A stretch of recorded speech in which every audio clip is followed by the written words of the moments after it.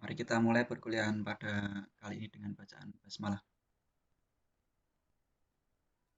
Bismillahirrahmanirrahim.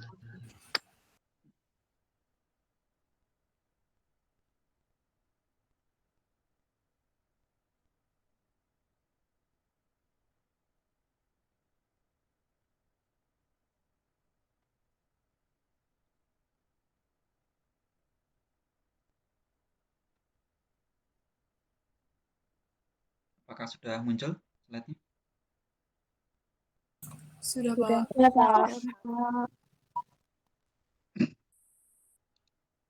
Oke, perkuliahan kali ini saya akan menjelaskan tentang RPS keperawatan dasar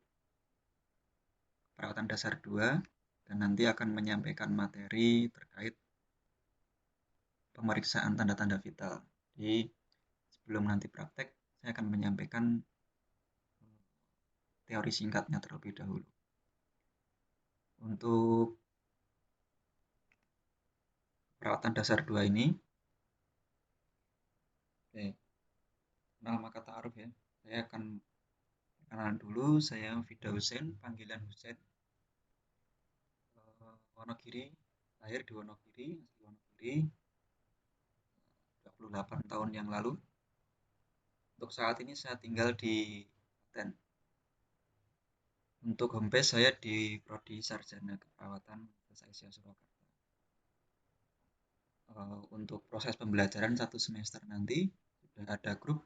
Apabila ada pertanyaan terkait materi perkuliahan nanti bisa chat di grup maupun chat pribadi juga ada. Oke, sebelum mulai bisa presensi terlebih dahulu. Oke. Semoga nanti bisa join semua ya. Oke, bisa buka browser.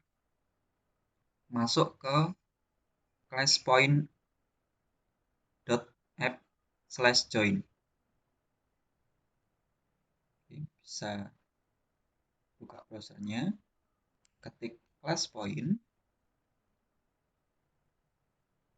titik atau .app/join. Nah, kelas kodenya nanti bisa masukkan kode 92022. 92022. Terus usernya nanti kasih nama aja. Buka browsernya, buka Classpoint, masukkan kode kelas saya hari ini 92022. Masukkan nama dan kode kelasnya. Sudah 5 orang yang join.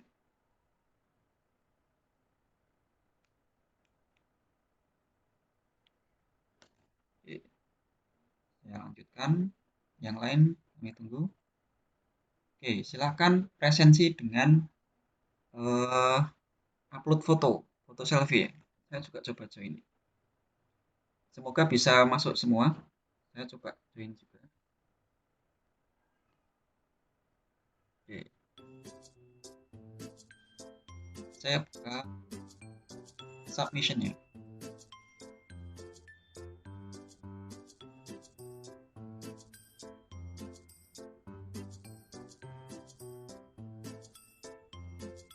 Dan waduh.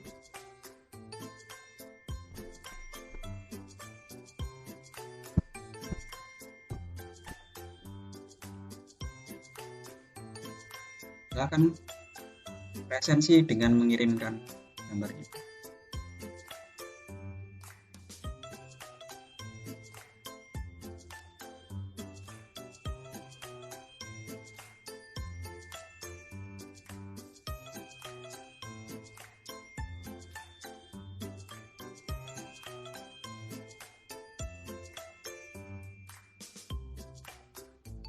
Oke. Jadi mestinya sudah siap perkuliahan. Silahkan presensi dengan mengirimkan gambarnya. Masih kosong, belum mengirim. Oke, saya sudah present sih. Silahkan yang lain.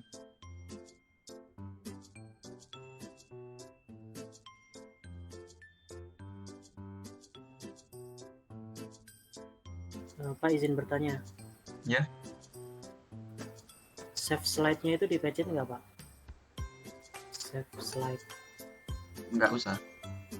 Nanti kan ada menu itu, menu upload itu. Maksimal 25 orang. Oke, silahkan. Coba nanti kalau bisa upload, nanti di slide selanjutnya nanti akan ada kuis yang bisa dijawab. Oke. Hanif Nur Fauzan, Putri Apriana, Elinda Habisa Latifah Rahmawati. Oke. Ternyata maksimal 25.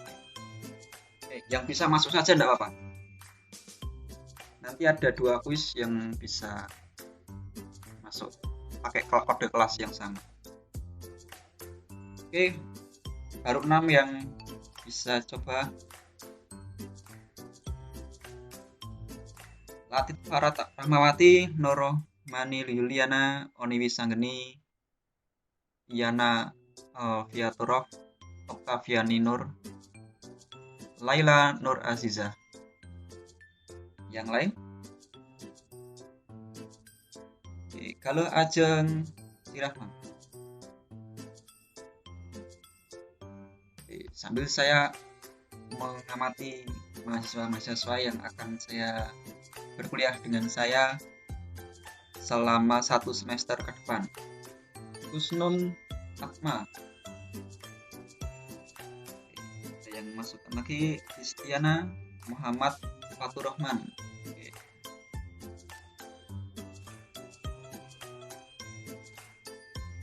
Oke, Sufi foto ini ya, foto langsung ya. Pak, nggak bisa ke kamera Pak. Oke. Disuruh ke apa nyari galeri. Di mana ya? Di Andeng atau di mana?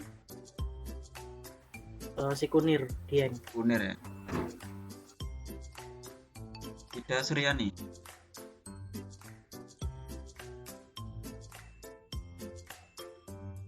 Oke, satu lagi ya, nanti saya lanjutkan penjelasan.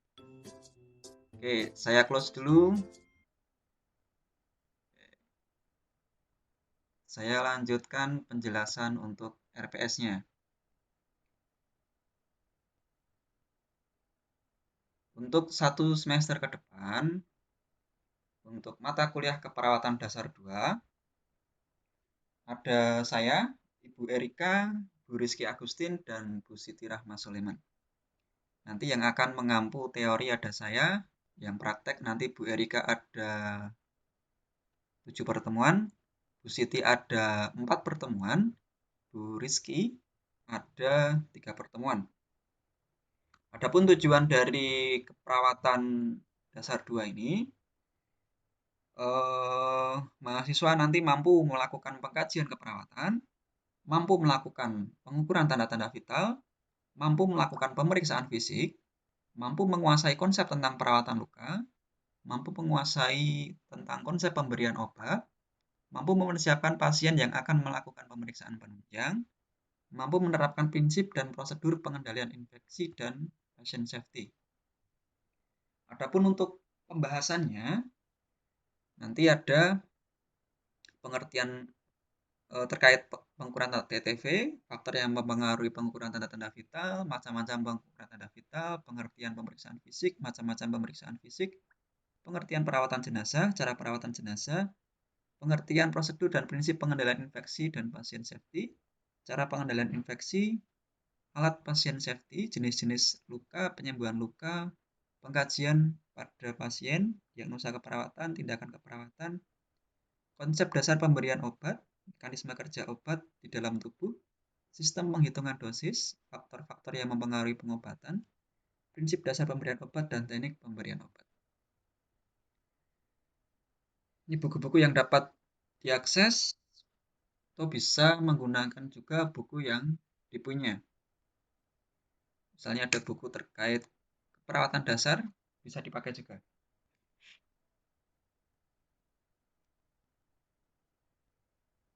Untuk pertemuan teori, pertemuan pertama hari ini nanti tentang pengkajian terkait pengukuran tanda-tanda vital.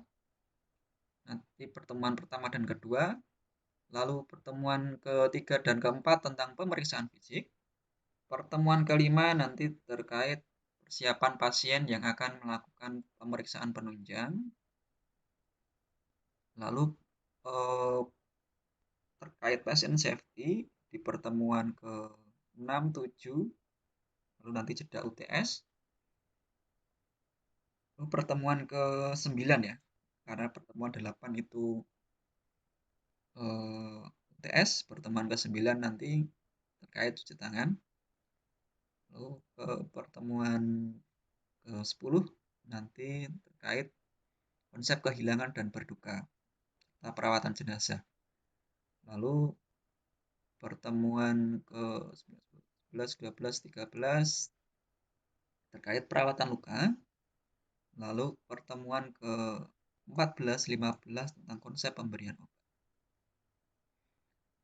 Lalu pertemuan ke-16 UAS. Adapun untuk libur Idul Fitrinya tanggal 28 April sampai 11 Mei 2022. Lalu untuk pertemuan praktikumnya, untuk pertemuan pertama dengan Ibu Erika, nanti pengukuran tanda-tanda vital. Pertemuan kedua ketiga, pemeriksaan fisik head to toe dengan Ibu Rizky Agustin. Pertemuan keempat, cuci tangan dan pemakaian APD dengan Bu Erika. Pertemuan kelima, pemberian obat oral, topikal, tetes, supositoria, dan vagina oleh Ibu Erika. Lalu pertemuan ke-6 dan ke-7, ini hecting atau jahit luka, affecting atau angkat jahitan luka dengan Bu Siti. Jeda UTS, lalu perawatan luka bersih oleh Ibu Siti, perawatan luka kotor Bu Siti, pemberian obat intrakutan dengan Bu Rizky, pemberian obat intravena Bu Erika, pemberian obat intramuskular dengan Bu Erika, memandikan jenazah, perawatan jenazah dengan Bu Erika. Untuk pelaksanaan praktek, nanti menyesuaikan jadwal. Oke. Jadwalnya untuk kelas B, kelas B ini hari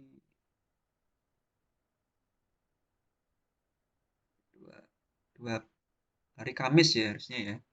Hari Kamis berarti jam 9 sampai jam 11.50. Kecuali misal hari libur nanti menyesuaikan jadwal sesuai kesepakatan dengan dosennya. Adapun ruangan yang bisa digunakan di mini hospital ruangan IGD. Untuk modulnya nanti sudah bisa di-download di e-learning. Sudah saya kirimkan juga ke PJ kelas. Ada 4 dokumen yang saya kirimkan. RPS, modul, jadwal teori dan praktek, serta pembagian ruangan. Adapun untuk modul nanti sudah ada terkait instrumen tindakan masing-masing prakteknya. Selanjutnya untuk kegiatan praktek nanti bisa dijadwalkan, di rolling. Misal jadwal hari Kamis nanti maksimal 50% kelas. Misalnya kelasnya 42 misalnya. Nanti bisa 21 orang praktek secara luring di kampus, lalu sisanya bisa secara daring. Selain itu, bisa juga melakukan lab mandiri di luar jadwal perkuliahan. Nah, nanti yang sudah pernah ikut lab luring untuk terkait pemeriksaan TTV misalnya, bisa diagendakan untuk lab mandiri. Nanti kontrak waktu saja dengan lab untuk praktek mandiri, belajar target kompetensi selama 1 semester tersebut. Jadi waktunya menyesuaikan jadwal yang kosong, jadwal kuliah teori kosong, dan jadwal lab yang kosong, seperti itu. Terus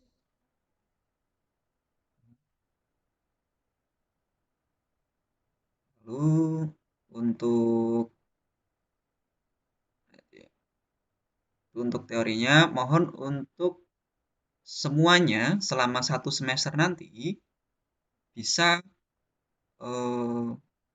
minimal 7 kali ke kampus semuanya ya, minimal ya itu ya.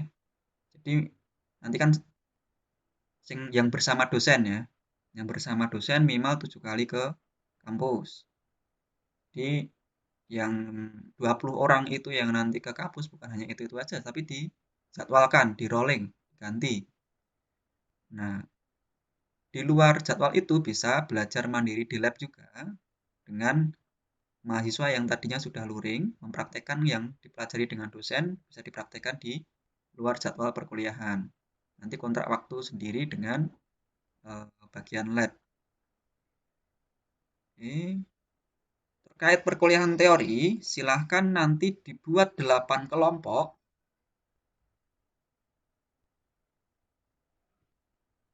dengan masing-masing kelompok berjumlah 5-6, menyesuaikan. Nanti silahkan dibagi kesepakatan kelas, dibuat 8 kelompok. Nanti ada penugasan kelompok selama 1 semester nanti. Itu untuk kelompok teori. Lalu untuk kelompok praktikum, nanti ada satu luaran proyek dalam 1 semester, itu membuat pengabdian kepada masyarakat. Silahkan dibuat 4 kelompok. Ada 4 dosen yang akan mengampu. Kelompok 1 dengan saya, kelompok 2 dengan Bu Erika, kelompok 3 dengan Bu Rizky Agustin, kelompok 4 dengan Bu Siti. Oke. Itu untuk pengabdian kepada masyarakat.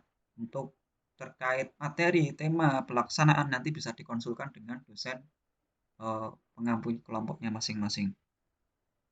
Pelaksanaannya kapan? Pelaksanaannya fleksibel di antara 14 pertemuan ini. Bisa di luar jadwal perkuliahan. Nanti tanggal berapa ini? Juni, pertengahan Juni, harapannya semua sudah melakukan pengabdian pada masyarakat. Untuk semester ini, hanya mata kuliah ini saja. Oke, dalam 1 semester, mahasiswa minimal melakukan 1 kali pengabdian kepada masyarakat. Jadi apa yang sudah dipelajari di dalam perkuliahan bisa diterapkan atau bisa diimplementasikan kepada masyarakat. Bisa melakukan edukasi.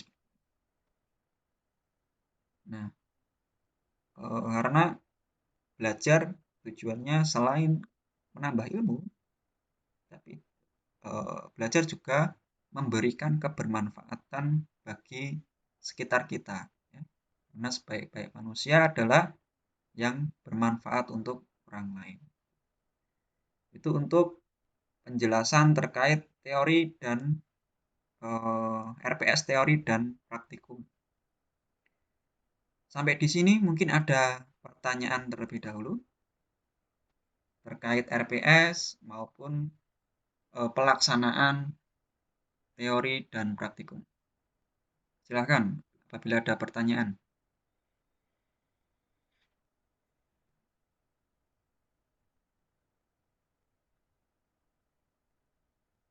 Pak, saya bertanya, Pak. Izin bertanya. Iqbal, silakan. Itu pengabdian masyarakatnya itu kemana ya, Pak? Ke posyandu gitu atau kayak mana? Untuk pengabdian masyarakatnya bebas, tidak membatasi, bisa ke posyandu atau memang mudah memang ke posyandu atau bisa ke dasawisma kalau ada dasawisma, bisa ke tingkat RT atau RW kalau bisa, nanti bisa ke salah satu kelompok. Jadi misalnya Iqbal kelompok 1 misalnya.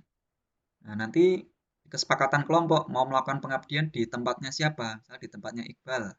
Nanti Iqbal kontrak dengan misalnya RT, RW atau mungkin ketua posyandunya di situ. Kapan jadwal posyandunya? ingin di sela-sela posyandu ingin menyampaikan materi terkait apa, misalnya terkait COVID atau mungkin terkait cuci tangan misalnya kan tadi nanti ada materi terkait APD kan, cuci tangan kan. Nah, misalnya mengajarkan tentang cuci tangan gitu. Atau mungkin kalau ini kan sudah tatap muka, mau ke sekolahan juga bisa, misalnya ke anak-anak SD atau anak TK mengajarkan cuci tangan misalnya juga nggak masalah. Temanya bebas terserah. Yang penting apa yang teman-teman sampaikan nanti, teman-teman memahami dulu gitu ya. Jadi nanti apabila ada pertanyaan tidak kesulitan dalam menjawab. Ya.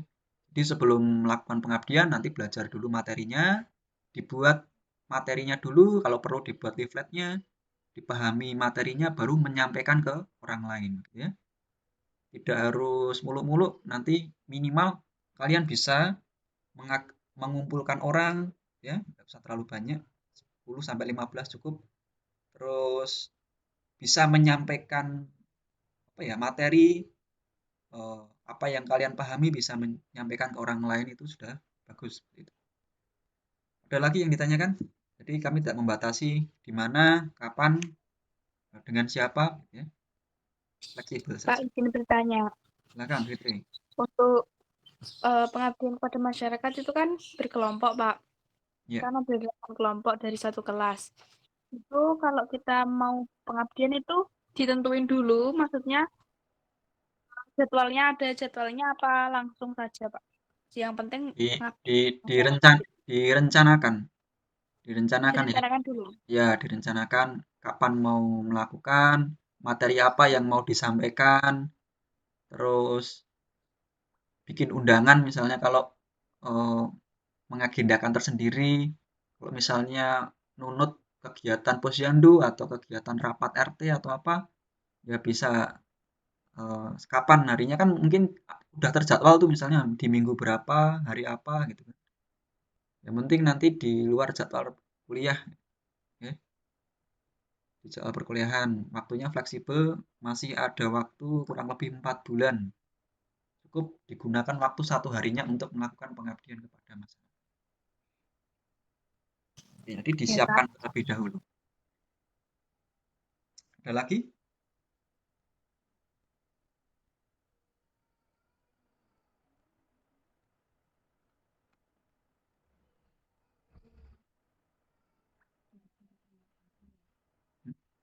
Pak, tanya lagi.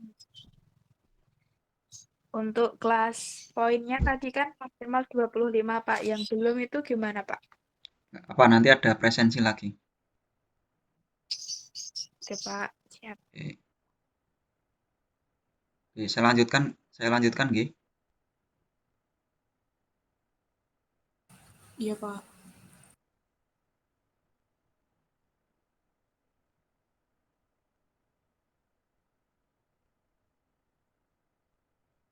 Oke, silakan join kelas poin lagi. Lalu dijawab pertanyaan dari saya. Tujuan dari pemeriksaan tanda-tanda vital untuk apa? Oke, silakan.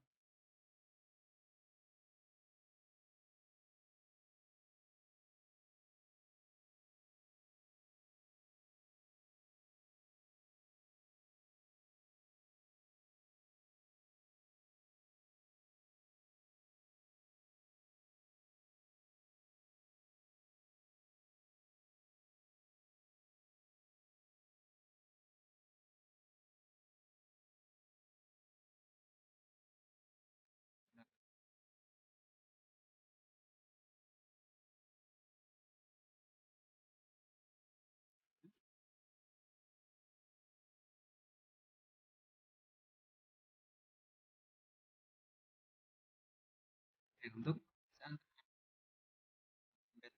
untuk pemantauan medis. Yang lain, silakan membantu mendiagnosis penyakit. Lain, orang yang menyampaikan mengetahui keluhan pasien atau mengetahui keluhan pasien.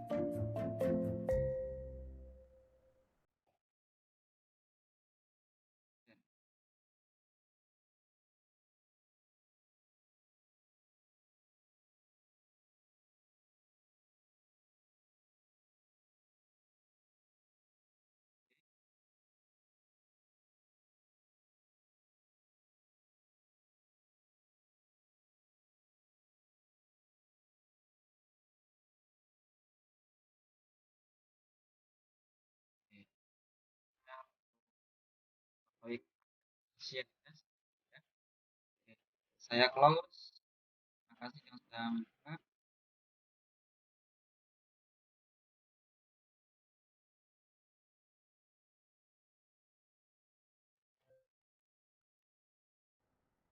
Oke.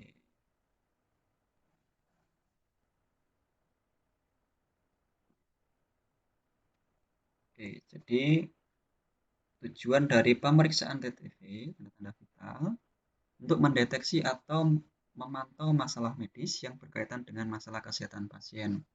Jadi yang pertama mendeteksi. Mendeteksi itu melakukan pengkajian atau pemeriksaan ya. Ketika di awal dengan pengukuran tanda-tanda vital untuk mendeteksi permasalahan pada pasien. Selain untuk mendeteksi, untuk pemantauan. Jadi atau monitoring ya. Ketika pasien sudah dideteksi, ketemu masalahnya, lalu dilakukan tindakan. Nah, selama dilakukan tindakan itu, dipantau tanda-tanda vitalnya. Ya. Pemantauannya berbeda-beda, ada yang tiap jam mungkin, tergantung kondisinya ya. Ada tiap 4 jam, tiap 2 jam, tergantung kondisi pasien. Selain untuk mendeteksi, untuk memantau masalah kesehatan pasien. Oke, selanjutnya bisa dibuka kelas poinnya lagi. Apa saja jenis pemeriksaan tanda-tanda vital? Silakan dibuka kelas poinnya lagi, dijawab pertanyaannya. Apa saja jenis pemeriksaan tanda-tanda vital?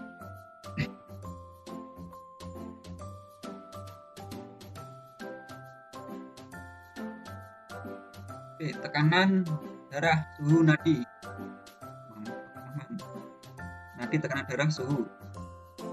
Oke, ya. Oke, ini Latifah. Tekanan nadi, suhu.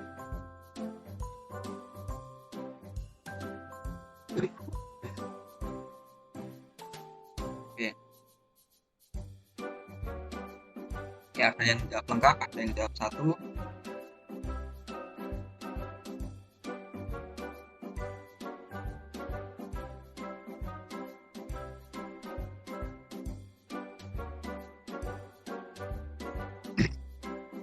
Augmentasi.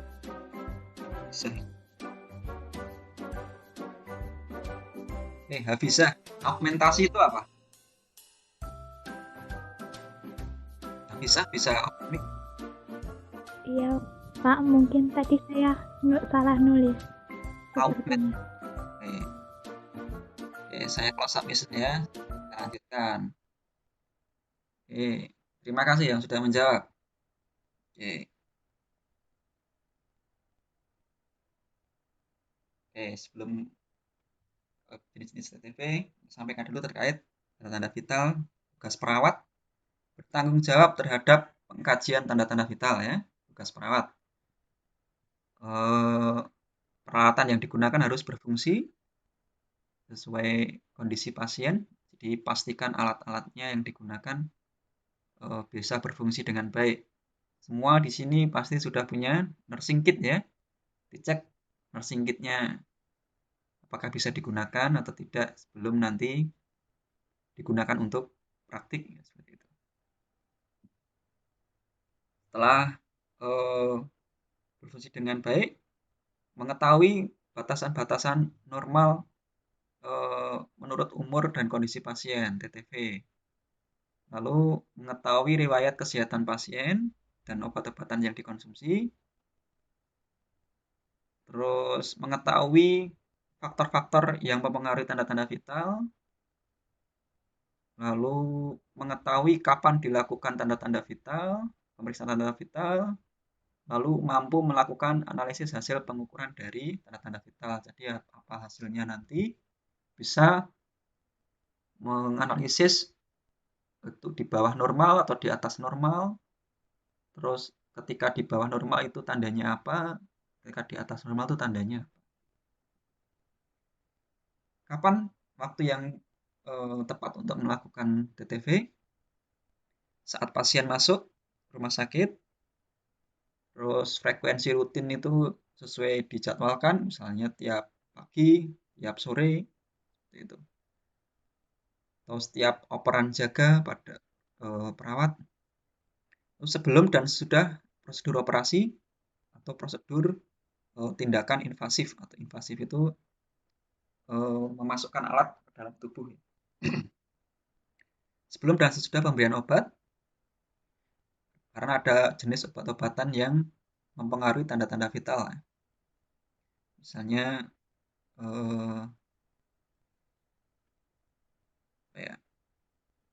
kaptopril misalnya, itu mempengaruhi tekanan darah.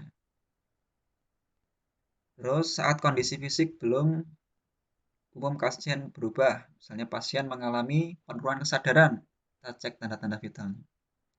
Saat melakukan gerakan latihan rentang gerak atau range of motion, atau pasien habis operasi melakukan tirah baring, mobilisasi dini perlu dilakukan pemeriksaan TTV terlebih dahulu.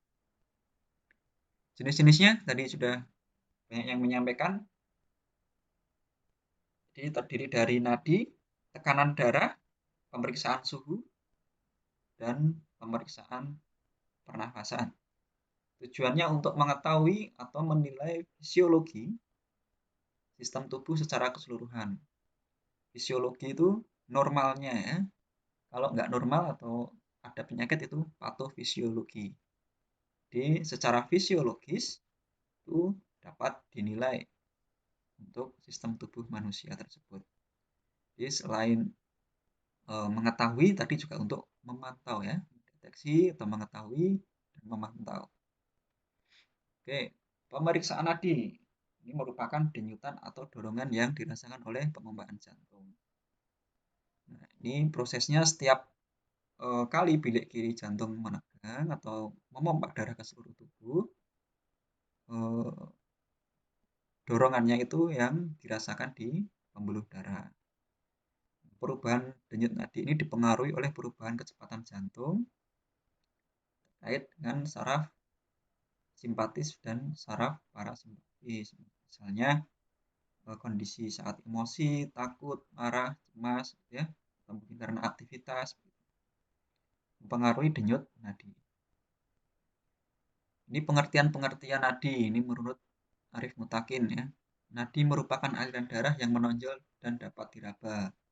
Denyut nadi adalah jumlah denyut jantung atau berapa kali jantung berdetak per menitnya. Ini menurut Aziz Alimul ya. Denyut nadi merupakan denyutan atau dorongan yang dirasakan dari proses pengombaan jantung. Denyut nadi merupakan dorongan atau ketukan yang diakibatkan mengembangnya aorta dan arteri yang menghasilkan gelombang pada aorta dan arteri.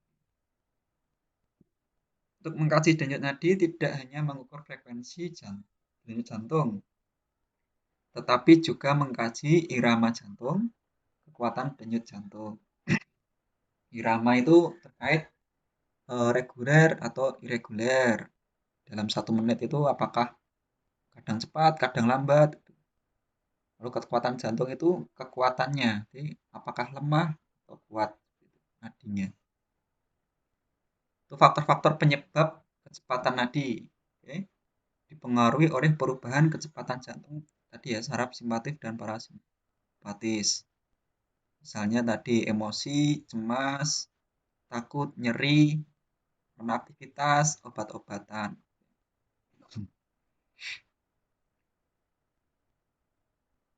Misalnya penurunan kesadaran ya, parasimpatis ya, penurunan kesadaran juga bisa mempengaruhi kekuatan nadi atau kecepatan nadi. Untuk cara pengukurnya bisa dengan 2 jari atau 3 jari menemukan titik nadi yang paling teraba. Oke, ada banyak titik nadi, nanti bisa memilih titik-titik nadi. Untuk tempatnya bisa di apikal, atau ketiak, di karotis, di leher ya, temporalis, brachialis, radialis, ulnaris, femoralis, di paha, popliteal, tibial posterior, dan verticalis pedis. Pilih mana yang paling mudah atau paling teraba. Untuk mengukur nadi, setelah menemukan denyut, kalau denyutnya itu reguler atau sama, teratur, itu bisa diukur selama 15 detik lalu dikalikan 4. Tapi untuk lebih akuratnya bisa dihitung selama 1 menit penuh. Oke. Denyut nadi rata-rata pada orang yang sedang beristirahat dewasa 60-80, 80-100, pada anak-anak, bayi 100-140. Untuk pada kondisi sedang beristirahat. Faktor-faktor penyebab kecepatan tadi sudah di rangsangan saraf simpatis dan parasimpatis. Contohnya tadi emosi, cemas, takut, nyeri, aktivitas, obat-obatan, dan marah. Nilai normalnya, oke, ini berdasarkan rentang usia, nanti bisa dicek di sumber yang lain juga bisa, berapa rentang normalnya. Kadang ada perbedaan, tapi perbedaannya tidak terlalu signifikan. Untuk orang dewasa, dikatakan normal 60-100 ya. Apabila kurang dari normal, bradikardi. Apabila lebih dari normal, takikardi. Ini menurut Joyce Engel. Oke. Takikardi apabila lebih dari normal, bradikardi apabila kurang dari normal. Lalu untuk irama, ada disritmia, ada macam-macam pulsus ya. Nanti penjelasannya di slide selanjutnya. Bradikardi, frekuensi nadi lambat. Takikardi, frekuensi nadi meningkat dalam keadaan takut, menangis, aktivitas meningkat atau demam. Sinus aritmia atau disritmia, frekuensi nadi meningkat selama inspirasi dan menurun selama ekspirasi. Ini variasi yang normal pada anak, khususnya pada anak-anak yang tidur misalnya.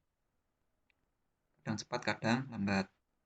Lalu pulsus alternus, denyut nadi yang silih berganti kuat dan lemah. Ini kemungkinan menunjukkan gagal jantung. Pulsus bigeminus, ini pada pasien atau anak yang prematur, misalnya denyutan berpasangan ya. Jadi denyutannya bisa double gitu. Lalu pulsus paradoxus, kecepatan nadi menurun dengan inspirasi. Tredipus, denyutan nadi cepat, lemah, menunjukkan adanya tanda shock, kekurangan cairan ya. Kadang muncul, kadang menghilang. Lalu pulsus kerigan, denyut nadi kuat dan berdasarkan oleh variasi yang luas pada tekanan nadi. Hal yang perlu diperhatikan, takikardi, ini kasus denyut nadi yang cepat, misalnya pada kondisi dengan hipertermi atau suhu tubuhnya meningkat. Peningkatan 1 derajat Celcius bisa meningkatkan denyut nadi 15-20 kali per menit. Bradikardi, frekuensi denyut nadi lambat dari normal. Bradikardi sinus, ini apabila denyutan nadi lebih sedikit dibandingkan kenaikan suhu. Pemeriksaan nadi yang lain adalah iramanya, yaitu apakah iramanya normal atau tidak. Pemeriksaan terhadap kualitas nadi normal cukup atau dinilai dari Zeller. Kuat atau lemah ya. Ini dinilai kekuatannya dan ini dinilai oleh iramanya. Dalam 1 menit itu teratur atau tidak. Selanjutnya untuk pemeriksaan tekanan darah. Tekanan darah ini indikator untuk menilai fungsi kardiovaskuler. Kardio itu jantung, vaskuler itu pembuluh darah. Jadi pembuluh darah dan jantung. Ada 2 tekanan, yaitu tekanan sistolik atau tekanan diastolik. Tekanan sistolik itu tekanan atas, diastolik tekanan bawah. Misalnya tekanan darahnya 120/80, sistoliknya yaitu yang 120, diastoliknya yang 80-nya. Oke, kalau sistolik itu besarnya tekanan yang timbul pada pembuluh darah arteri saat jantung memompa darah. Sedangkan diastolik saat beristirahat. Jadi ketika memompa itu sistolik, ketika beristirahat atau relaksasi itu diastolik.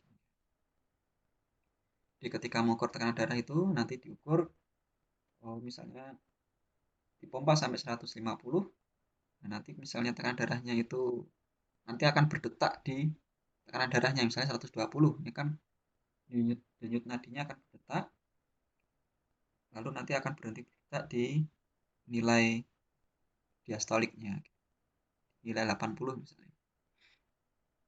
Ini. Perubahan tekanan darah dipengaruhi oleh tahanan perifer, gerakan memompa oleh jantung, volume darah, dan kekentalan darah. Tahanan perifer ini terkait ini ya, proses mengecilnya dan melebarnya pembuluh darah. Ya. Ketika pembuluh darah menyempit, itu tekanan darahnya cenderung tinggi. Misalnya pada lansia itu kan cenderung ada aterosklerosis, itu cenderung tekanan darahnya tinggi. Atau pada kondisi lain yang memang pembuluh darahnya mengecil ya, sama seperti selang misalnya, selang air. Ketika kita berikan tahanan atau di dalam selang itu, nanti tekanannya akan semakin besar ya. Kita tutup ujungnya ketika kita menyalakan air selang itu kan semakin kencang. Itu berarti semakin kecil pembuluh darahnya, itu semakin tinggi tekanannya. Lalu gerakan memompa oleh jantung, ini semakin banyak darah yang dipompa, tekanannya semakin tinggi. Selanjutnya volume, semakin banyak volume darah juga semakin tinggi. Misalnya pada orang yang mengalami obesitas misalnya, cenderung tekanan darahnya tinggi. Selain itu juga kekentalan darah mempengaruhi tekanan darah. Yang perlu diperhatikan dalam pemeriksaan tekanan darah, selain hasil sebaiknya dicantumkan pula posisinya.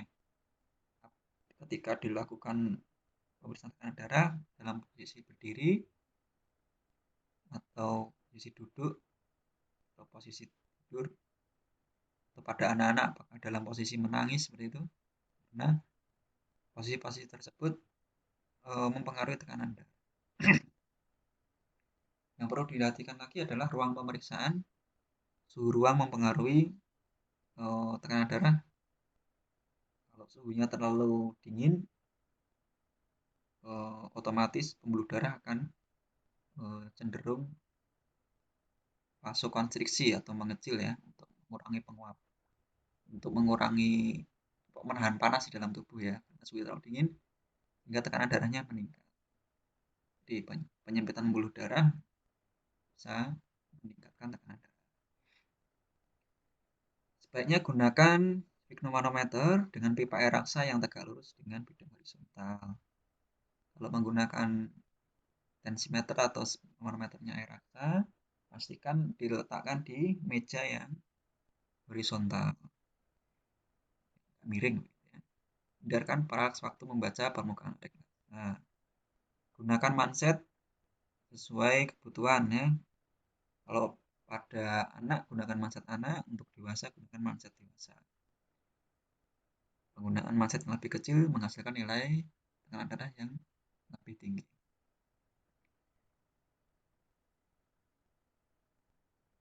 Oke, sebelum diukur perlu dipertimbangkan apakah habis aktivitas, apakah habis makan, apakah habis merokok, perlu dipertimbangkan. Bisa dilakukan pengukuran sebanyak 3 kali, nanti dicek hasilnya apakah selama 3 kali itu hasilnya perbedaannya yang signifikan, nanti bisa dibuat rata-rata. Tempatnya bisa di kanan atau di kiri. Lalu posisinya bisa duduk, sarankan untuk duduk atau berbaring. Oke. Misalnya setelah berdiri, pasien dengan hipertensi misalnya baru datang, dipersilakan untuk istirahat terlebih dahulu 1-5 menit. Karena misalnya setelah aktivitas, misal setelah berdiri atau berjalan, itu bisa istirahat terlebih dahulu. Hindarkan posisi duduk yang menekan perut, lebih pada orang yang dilakukan pemompaan, pengempesan manset sebelum diukur tekanan darahnya untuk memastikan bahwa tensimeternya berfungsi, bisa mengembang dan mengembis ya. Pemompaan dilakukan dengan cepat hingga 20-30 mm di atas. denyut nadi radialisnya tidak teraba. Jadi untuk melakukan tekan tensimeter itu pakai stetoskop, nanti akan terdengar nadinya. Jika tidak teraba ditambah 20-30, misalnya normalnya kan 120, pompa sampai 150. Nah, pengembisan dilakukan dengan kecepatan yang konstan tetap 2-3 mm hidrogram tiap detik untuk kecepatan dalam menurunkannya. Nah, sambil menurun nanti dicek denyutannya. Denyutan pertama di angka berapa dan denyutan terakhir di angka berapa. Denyutan pertama itu tekanan sistolik dan denyutan terakhir itu tekanan diastolik. Pada kondisi tertentu, pasien yang tekanan darahnya terlalu rendah, kadang denyutannya tidak muncul. Nanti dilakukan pulsasi, jadi tidak bisa pakai stetoskop, diraba atau pulsasi. Jadi namanya misalnya tekanannya misalnya sistoliknya 80, diastoliknya nggak mungkin teraba ya, 80, nanti menuliskannya 80 pulsasi. Itu kondisi tertentu. Nanti akan dipelajari di mata kuliah yang lebih lanjut. Oke, cara memeriksa tekanan darah metode langsung ini secara invasif ya, dimasukkan ke pembuluh darah. Metode tidak langsung menggunakan tensimeter, bisa tadi dengan palpasi dan auskultasi dengan stetoskop untuk mendengarkan denyutannya. Alat ukurnya yang sampai saat ini menggunakan sphygmomanometer atau tensimeter. Jenisnya ada air raksa atau merkuri, ada yang manual pakai jarum, ada juga yang digital. Oke. Menggunakan air raksa, pastikan bidangnya horizontal. Ya. Manset yang digunakan untuk anak-anak di bawah 1 tahun 2,5 cm, 1-4 tahun 6 cm, 4-8 tahun 9 cm, untuk dewasa 12,5, dewasa dengan obesitas bisa 14 cm. Nah, ini untuk nilai normalnya dan nilai normal untuk sistolik dan diastolik. Nilai normalnya untuk dewasa sistoliknya 100-120, kalau diastoliknya 65-80. Di atas itu hipertensi, di bawah itu hipotensi. Selanjutnya pemeriksaan pernafasan. Ini pemeriksaan yang dilakukan untuk menilai proses pengambilan oksigen dan pengeluaran karbon dioksida. Tujuannya untuk menilai frekuensi, irama, kedalaman, dan tipe pola pernafasan.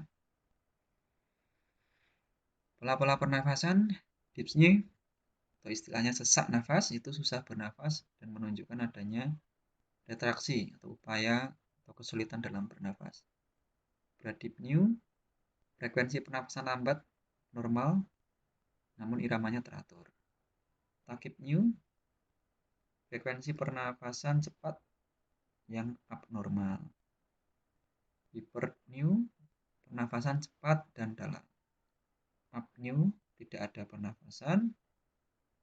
Chain stop, periode pernafasan cepat dalam yang bergantian dengan periode apnea. Umumnya pada bayi, anak yang tidur nyenyak, atau pada pasien dewasa bila depresi dan kerusakan. Di kadang cepat dan dalam, kadang nggak ada pernafasan.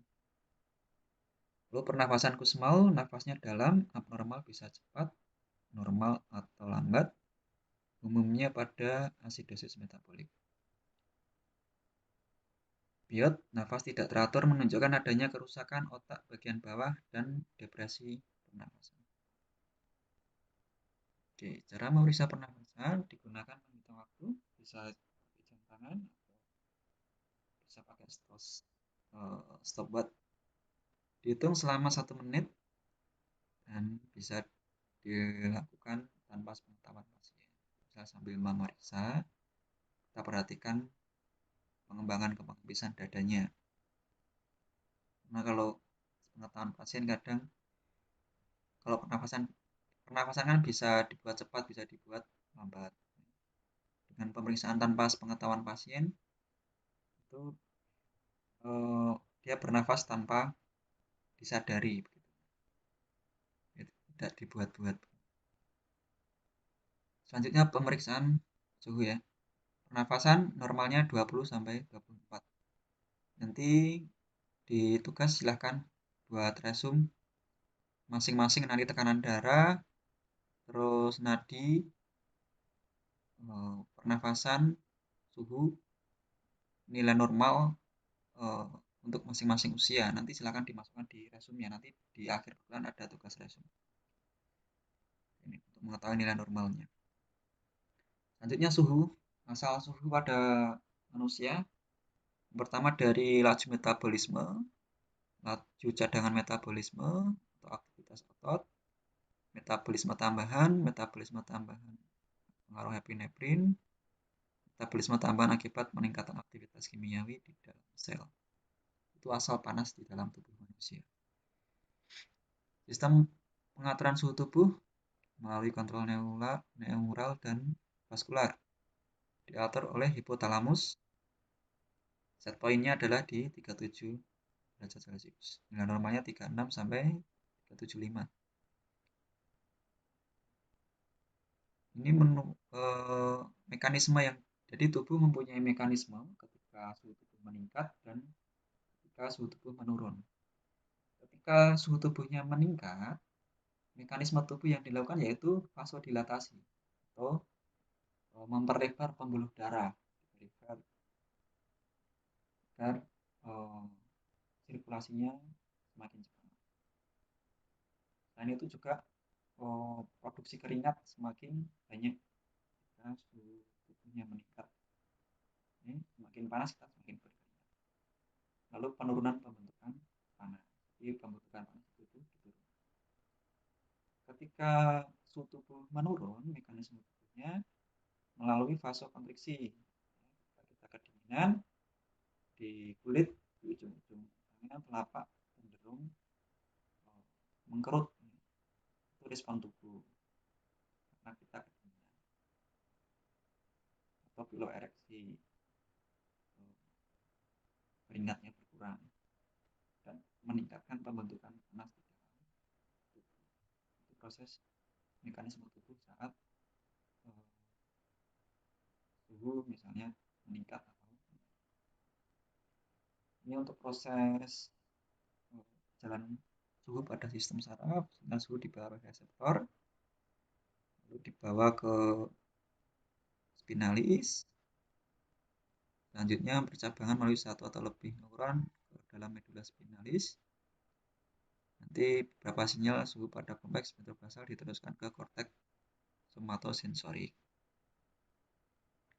Faktor-faktor yang mempengaruhi suhu tubuh, kecepatan metabolisme basal, rangsangan simpatis, hormon pertumbuhan, hormon tiroid, hormon kelamin, demam atau peradangan, status gizi, aktivitas, gangguan organ, dan faktor lingkungan.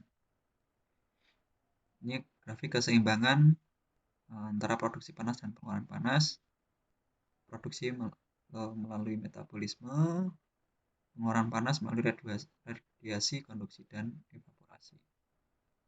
Radiasi perpindahan panas dari satu objek ke objek lain tanpa keduanya bersentuhan. Panas berpindah melalui gelombang elektromagnetik.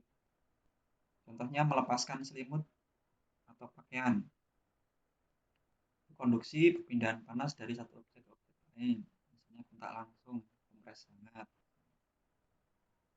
Konveksi karena panas, misalnya kita menyalakan kipas angin, dapat putaran angin di sana, suhu tubuh, suhu udara menjadi lebih dingin karena konveksi. Lalu evaporasi ketika cairan berubah menjadi gas. Misalnya ketika kita beraktivitas, kena emosi, gitu kan, ada peningkatan suhu. Lalu diapresis.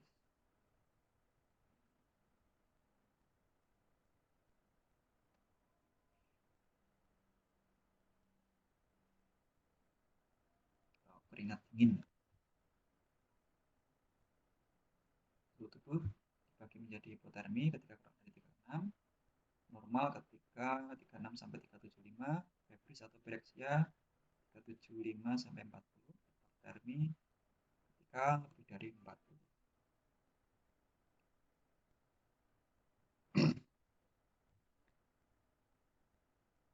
Untuk pengukuran suhu tubuh melalui oral, rektal, aksila, dan timpanik. Oral melalui mulut, rektal melalui dubur, aksila melalui ketiak, dan timpanik melalui telinga. Oke, indikasi pengukuran suhu tubuh pada pasien yang dengan luka terbuka, luka bakar, mengalami infeksi, penggunaan obat imunosupresi, cedera pada hipotalamus, pemajanan yang lama pada suhu yang ekstrim, reaksi terhadap transfusi darah. Pengukuran suhu tubuh secara oral. Ini mudah mendapatkan suhu tubuh yang akurat. Syaratnya, misal setelah mengonsumsi makanan atau minuman,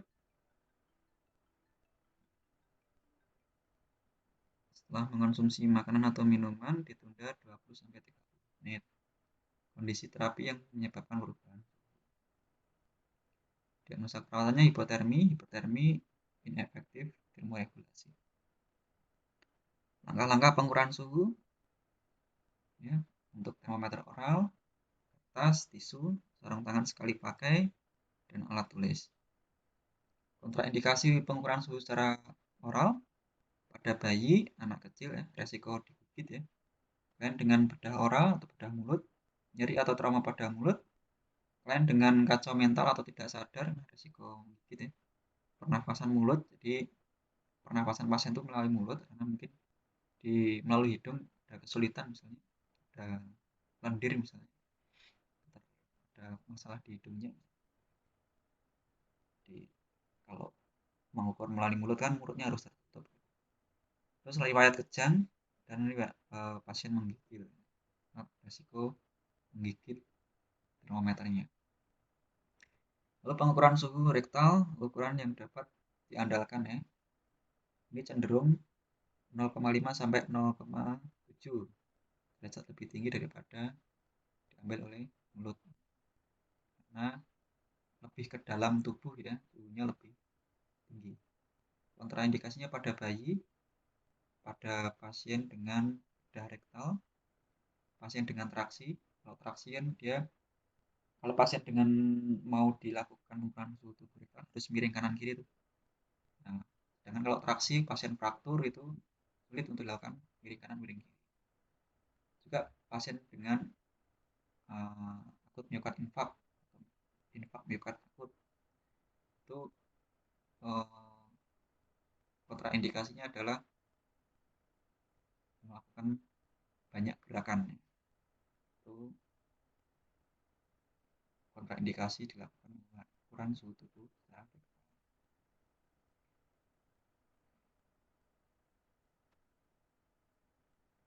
Peralatannya termometer rektal, pelumas, tempat tisu, sarung tangan sekali pakai. Pengukuran suhu tubuh aksila. Cara yang paling aman untuk bayi baru lahir, kurang akurat karena termometer diletakkan di luar tubuh. Karena lewat mulut tadi kan di dalam tubuh, lewat dubur juga di dalam tubuh. Kalau di aksila atau di ketiak itu kan di kulit. Cenderung 0,3 sampai 0,5 derajat lebih rendah daripada suhu ambil termometer kaca atau termometer yang fleksibel juga bisa. Tisu, larutan sabun, desinfeksi, dan air.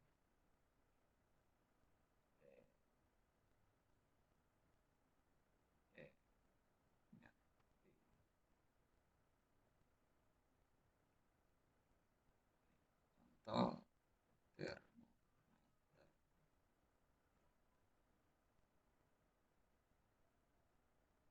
contoh termometer timpani ya, untuk telinga ya, modelnya kayak sensor ya, infrared itu seperti termogan dimasukkan ke telinga.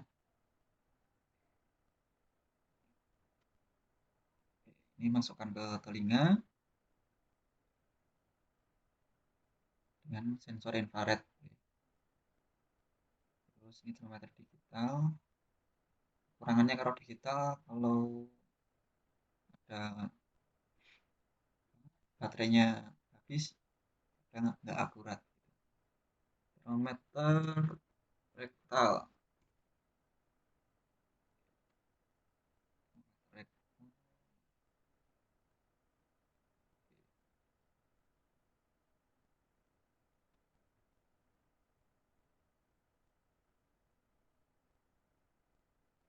Contohnya termometer rektal ya. Termometer rektal, termometer digital, terus tensimeter.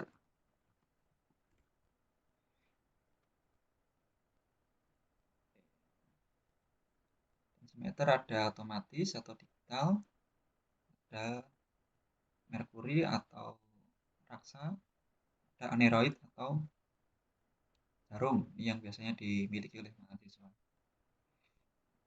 karena harganya yang paling terjangkau. Oke, itu yang materi yang dapat saya sampaikan. Dengan pantun, bersihkan lantai dengan Lysol, bersihkan ruangan dengan skat, dengan perusahaan patuhi protokol. Semoga kita hari ini bermanfaat. Selanjutnya, bila ada pertanyaan, oke, dipersilahkan. Oke, bisa on cam semua? Saya tanya boleh Pak? Oke, silakan. Boleh lihat slide 24 tadi Pak? Slide 24 yang tentang apa? Apa ya tadi saya kelewat. Ada viskositas kalau nggak salah Pak. Oke.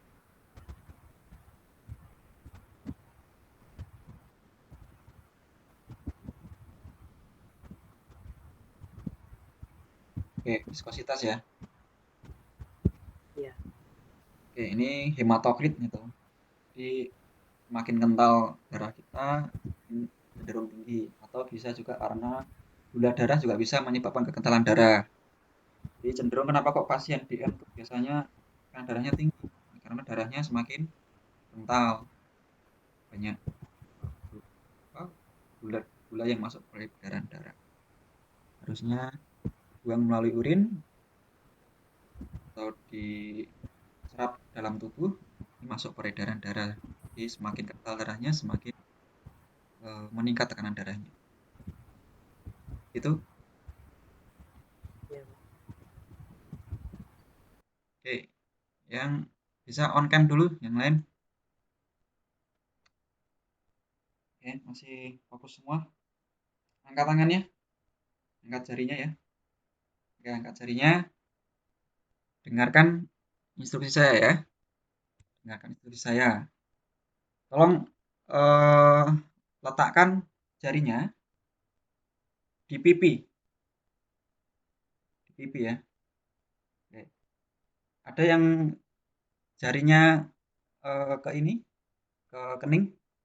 Ada ya? Pipinya pindah kening ada ya? Ada. Ya mungkin nggak fokus ya. Ini Nila Karunia ini. Pipinya pindah ke kening ya. Oke. Intermezzo aja. Oke, silakan. Apabila masih ada pertanyaan. Pak, saya izin bertanya, Pak.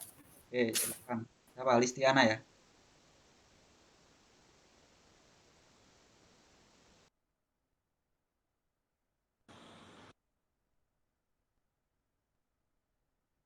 Silakan.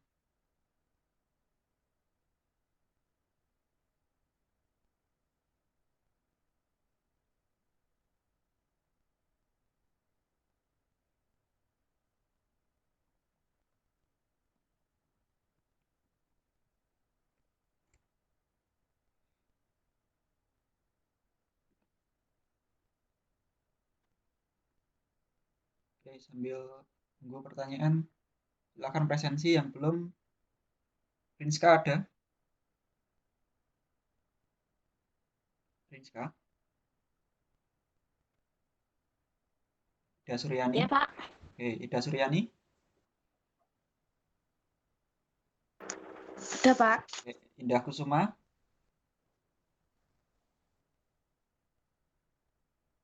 Oke, Iqbal? Nora Herawati, Kaviani, Nurhayati, Ani Wisanggeni, Putri Abdi. Presensi saya buka sampai jam 13.30, nanti bisa diisi. Oke, saya lanjutkan dulu. Nanti untuk penugasan hari ini, misalnya hari ini meresum perkuliahan hari ini ya. Silakan dibuat resum, tidak membatasi, silakan berdasarkan kreativitas masing-masing. Nanti di-upload dalam bentuk PDF saja. Saya beri waktu 2 hari sampai hari tanggal 4 ya, tanggal 4. Nanti silakan dibuat resum perkuliahan hari ini. Terus tadi ada nilai-nilai normalnya dicantumkan semua, mulai dari tekanan darah, terus nadi, terus pernafasan, terus suhu normalnya untuk berbagai usia nanti dicantumkan di resum. Diupload di menu tugas.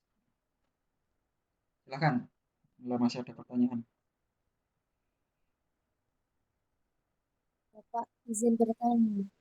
Oke, Yana silakan. Mengenai tugas, itu nanti tugasnya kita ngerjainnya melalui Word apa ditulis tangan atau bagaimana ya, Pak? Diketik aja. Diketik, disimpan dalam bentuk PDF. Baik, terima kasih, Pak. Dikerjakan individu dan dikerjakan sendiri ya. Tolong dicantumkan sumbernya dari mana.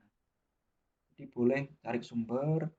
Kalau bisa sumbernya jangan yang WordPress atau Blogspot yang bisa dipercaya ya. Dicantumkan. Oke. Tadi sudah saya sampaikan, nanti karena kalau semua saya sampaikan juga belum selesai. Jadi sambil saya menyampaikan juga mahasiswa juga mencari, karena pada umumnya ada banyak versi ya, banyak versi, tapi ketika ditarik secara umum nanti bisa disimpulkan. Oke. Perbedaannya tidak terlalu signifikan. Termasuk nilai-nilai normal tadi ada berbeda-beda pendapat, tiap buku, tiap sumber. Kadang tiap rumah sakit hasil lab kadang juga nilai normalnya berbeda-beda. Oke, tapi perbedaannya tidak terlalu signifikan. Ada lagi terkait teori maupun terkait penugasan? Oke, masih ada waktu sampai jam 1:30. Nanti bisa digunakan untuk mengerjakan resume. Isti? Pak, saya bertanya, Pak. Ya, silakan. Kalau kita mau nensi, kalau nggak pakai stetoskop, otomatis kita mengetahui detak nadinya itu kan diraba pakai tangan. Ya. Nah, itu menggunakan 3 jari atau ibu jari, Pak, untuk meraba nadinya itu? Itu namanya tadi ya, dia ada auskultasi, ada palpasi. Kalau pakai tangan tadi jari pakainya palpasi. Pakai 1 jari, 2 jari nggak masalah. Yang penting kita bisa merasakan. Ya. Kalau saya pakai telunjuk dan jari tengah. Oke. Iya. Oke. Nanti yang penting kita bisa merasakan denyutannya pasien atau yang kita ukur gitu ya. Nanti secara teknisnya akan dipelajari saat praktek lab dengan Bu Erika ya. Jadi fleksibel, bisa pakai ibu jari juga boleh. Yang penting kita bisa merasakan denyutannya nanti. Denyutan pertama, nanti kan ketika kita normalnya kan kita rasakan denyutan nadinya, itu kan kita ada nadi. Ketika kita beri tekanan, nanti lama-lama denyutannya itu menghilang karena kita kasih tekanan tadi. Nah, ketika menghilang, itu dilepaskan pelan-pelan, nanti 2-3 mm hidrogrium per detik. Nah, ketika turun nanti akan muncul lagi denyutannya. Nah, yang muncul pertama denyutan itu adalah tekanan sistolik. Muncul terus, nanti lama-lama hilang denyutannya. Nah, pas hilang itu namanya tekanan diastolik. Jadi tekanan atasnya tadi sistolik, pertama kali detakannya muncul, dan Ketika detakannya hilang, itu tekanan diastolik. Begitu, ada lagi yang ditanyakan? Saya Pak izin bertanya lagi. Oke, silakan. Kan kalau menggunakan ibu jari itu katanya ibu jari itu memiliki denyutnya tersendiri ya Pak? Ya, Nah, itu gimana? oke. Oke, tadi. Ya bisa, cuman memang tadi hasilnya mungkin tadi kalau selama kita bisa merasakan denyutan pasien, mau pakai kelingking, mau pakai jari telunjuk atau jari tengah, bisa aja. Yang penting kita bisa merasakan denyutan pasien. Meskipun punya denyutan sendiri kan, kita masih bisa merasakan denyutan pasien. Kan kita bisa membedakan mana denyutan kita, mana denyutan pasien, begitu ya. Tapi kalau biasanya pakai jari telunjuk dan jari tengah. Karena secara posisi ketika kita sambil memegangi pasien, kita ngukur kan lebih fleksibel tangannya ketika jari tengah dan jari telunjuk begitu. Kalau pakai ibu jari ya bisa, cuman lebih susah begitu. Jadi bukan berarti tidak bisa, tapi lebih susah. Begitu? Ya, terima kasih Pak. Oke. Yang lain silakan. Pak izin bertanya. Oke, silakan. Bisa. Untuk pengukuran tadi kalau menggunakan cara palpasi menentukan tekanan diastoliknya seperti apa? Menentukan diastolik berarti tadi kan ketika denyutan pertama kan sistolik tuh, nanti kan berdenyut terus, berdenyut dengan cepat itu. Nah, nanti denyutan tuh ada fase di mana denyutannya itu hilang gitu. Kan teraba nggak berdenyut sebentar gitu. Nah, itu namanya diastoliknya di situ. Jadi sama, ketika pakai stetoskop pun nanti bunyinya jeduk-jeduk gitu kan. Ketika kita raba juga nanti akan muncul denyutan nadinya. Nah, ketika denyutan nadinya itu ada periode menghilang, itu namanya tekanan diastolik. Sambil kita lihat di manometernya. Kalau punya teman-teman pakai analog, di angka berapa denyutannya itu menghilang. Nah, itu tekanannya diastoliknya begitu. Bisa coba di tangannya sendiri bisa coba. Nanti bisa dirasakan. Justru kita malah bisa melakukan tekanan darah sendiri. Silakan dipasang di tangan kiri misalnya. Silakan pompa sampai angka 150. Kalau tekanan darahnya normal, nanti di angka 120 itu akan terasa denyutan. Terus di angka 80 itu akan terasa denyutan menghilang. Nah, denyutan pertama itu sistolik. Nah, denyutan menghilang itu diastolik. Begitu Afisa? Ada lagi yang ditanyakan? Mohon maaf Pak, itu kalau misalnya mengeceknya pakai yang arteri radialis, yang di tangan itu loh, kan nggak, kan apa, denyutannya ada terus. Untuk menentukan diastoliknya itu bagaimana? Apa nanti kalau pas udah normal apa gimana? Oke, nanti untuk prakteknya susah dipraktekin ya. Nanti dipraktekkan waktu praktek lab saja nggih. Kalau di sini kan susah tuh. Secara teori kan ya prinsipnya denyutannya ada, cuman ketika kita beri tekanan, denyutan itu akan berkurang atau bisa menghilang gitu. Coba pakai tensi, jenengan pegang di radialis, ketika jenengan tensi sampai 150 misalnya, denyutannya akan berkurang karena ada tahanan di tangannya, di pembuluh darahnya ada tahanan. Gitu. Jadi tidak akan ada terus karena ada tekanan di situ. Bisa dicoba sendiri nanti. Gitu. Baik Pak, terima kasih. Prosesnya nanti bisa dipelajari atau ditanyakan saat praktek lab dengan Bu Erika. Oke. Silakan yang lain.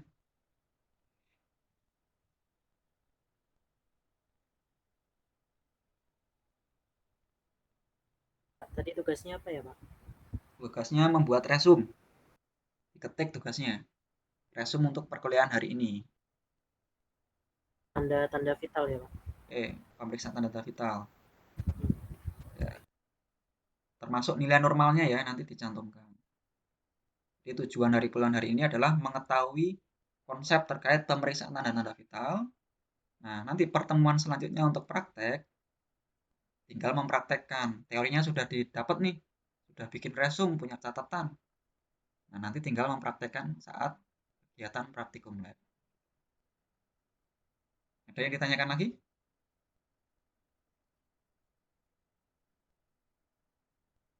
Oke, saya kira cukup untuk perkuliahan hari ini. Apabila masih ada yang ditanyakan, silahkan nanti chat di grup, nih sudah ada grup WA. Untuk presensi yang kurang, Indah Kusuma Wardani, apakah ada di Google Meet? Indah Kusuma? Hadir, Pak. Oke, setelah ini bisa presensi. Terus saya kira cukup. Nanti apabila masih ada pertanyaan bisa di grup WhatsApp. Dari saya cukup sekian. Bila ada kurangnya mohon maaf. Bila ada lebihnya itu datangnya dari Allah SWT. Mari kita akhiri perkuliahan hari ini dengan bacaan hamdalah. Alhamdulillahirobbilalamin. Terima kasih. Wassalamualaikum warahmatullahi wabarakatuh. Waalaikumsalam warahmatullahi wabarakatuh. Terima kasih, Pak. Terima kasih, Terima kasih, Pak. Izin tapi